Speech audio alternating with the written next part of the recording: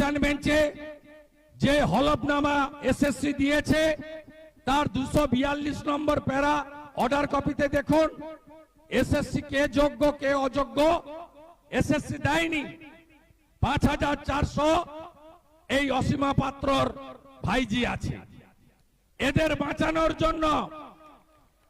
বাঁচানোর জন্য আজকে হাজার হাজার যোগ্য প্রার্থীকে বলি দিলেন মমতা ব্যানার্জি।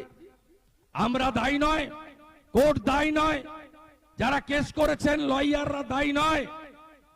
আপনি কেন বালাজি কোম্পানিকে দিয়ে সব ওএমআর পুড়িয়ে দেবেন?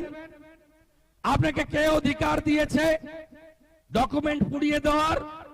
যে বালাজি কোম্পানি কনস্ট্রাকশনের কাজ করে তাকে টেন্ডার দিয়ে ওএমআর গুলোকে সব নষ্ট করলেন।